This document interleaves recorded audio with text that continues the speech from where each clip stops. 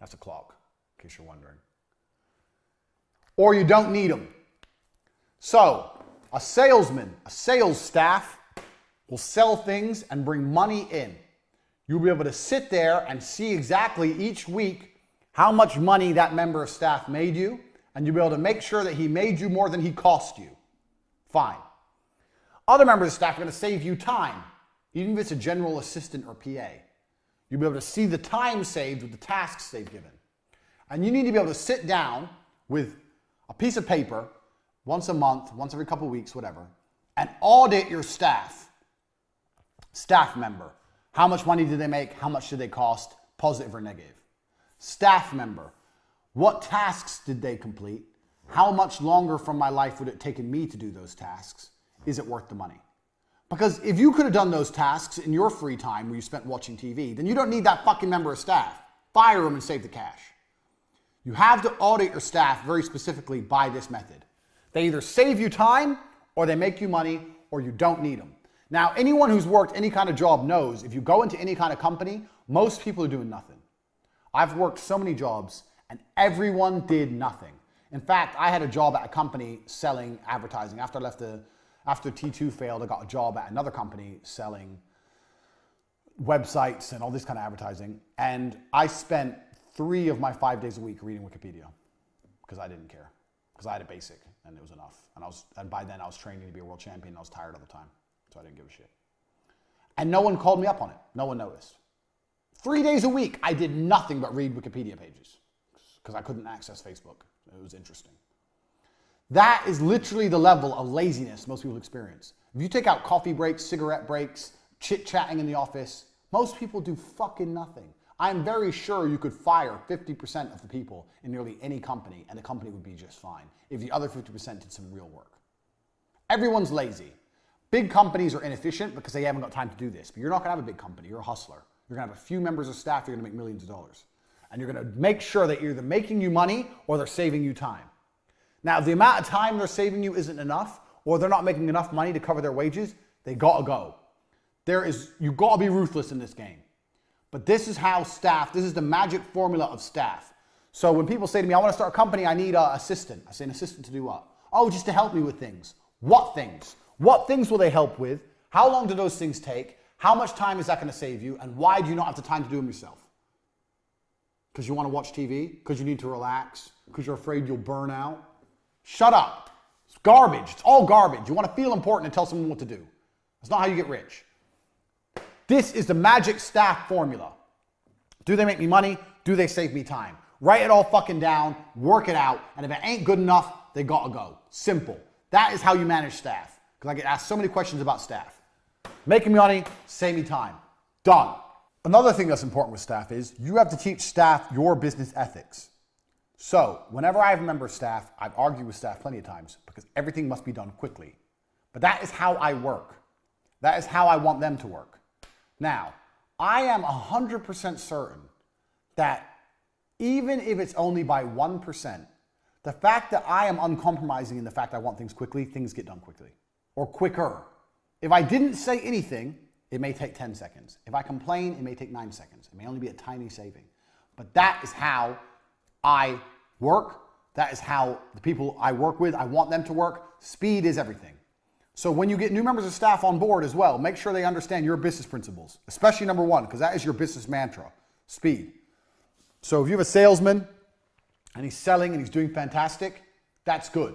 You can sit him down and say, you know what, you're doing a fantastic job, you're making lots of money. I'm very, very proud of you. Look, you're making this, you've done really well, you're making target. There's only one thing I want to talk about, is how quickly you work.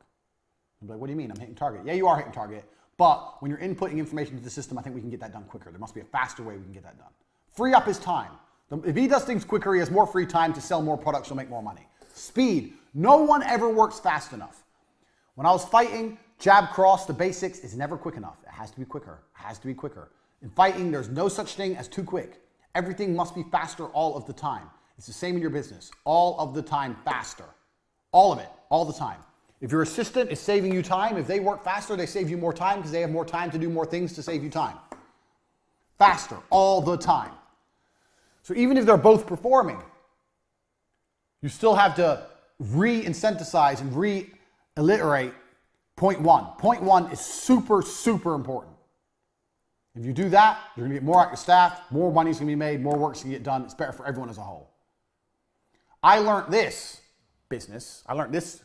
We're going to come, I'm probably, some of these points will overlap, but before television, I worked as a fishmonger. When I was 15 was my first job, and I used to carry boxes of ice and fish at 6 o'clock in the morning on the market. Shit job.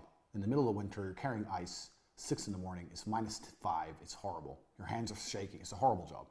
And I got paid no money, but I did it because I wanted money. So if I'll do that at 15, your 15-year-old nephew will make a fucking website. So I used to get up at 5, run from where I lived in Luton to the town center market, run, because I didn't have a fucking car, work 10 hours, and then run home. That's how much energy you have when you're young. That's what I did. And the person I worked for was my uncle. My uncle worked there, his name was Keith, and he always used to tell me, faster, faster, faster, faster. And I was always trying to move these boxes of fish as quickly as possible. And when I was moving all the boxes, I'd say, yeah, but if I finish it all, what's the rush? I'm here till 5 o'clock. He goes, no, no, no, faster, faster, faster. He'd always push me to finish it. And then if I finished everything, I'd have maybe 3 hours left. If I walked, it would take me to 10 hours. If I ran like crazy, it would take me 7 hours. So I'd have 3 hours spare. I say, now what do? He goes, there's always work to do, find work to do. I go, what do you mean find work to do? He goes, find work to do, find work. If I see you standing around, I'm gonna get angry, find work. That's what he used to say. I'd end up sweeping the floor or wiping the walls, cleaning the walls, some dumb shit. But he was right. And we're going to come to this point later on. If you do things quickly, you have more time to find work to do. And finding work to do adds up. I swept the floor, I wiped the walls. Maybe someone came in, saw the nice, clean, pristine walls and bought some fish they wouldn't have otherwise bought if there was a tiny mark on the walls. Who knows? The point is, the work got done quicker because I was being pushed to be fast. It got done, and then more work happened. Even if it was menial work, more work happened in the same time frame. More work got done. That made me more valuable as a staff member. That's how he valued me. You've got to be the same. Right. That's the first 10 lessons. We have 90 more. The first 10 lessons of the Hustlers University. I bet you're sitting there already and your mind's blown. You're sitting there like, whoa, I've learned so much. I didn't think of it that way. Tate, you're a genius. I know. We have 90 more. We've just begun. If you've watched this video once, I recommend watching it 2 or 3 times. These things need to sink in like second nature to you. You need to be able to recite them one by one.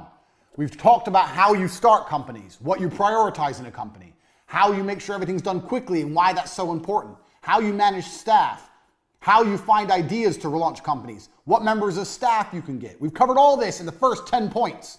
This alone is enough. This alone is worth the value of what I've taught you. And we've just begun.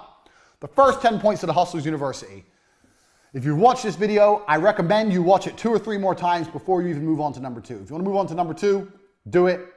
But you need to pay attention to these because they are the basis of everything I'm going to teach you here on after.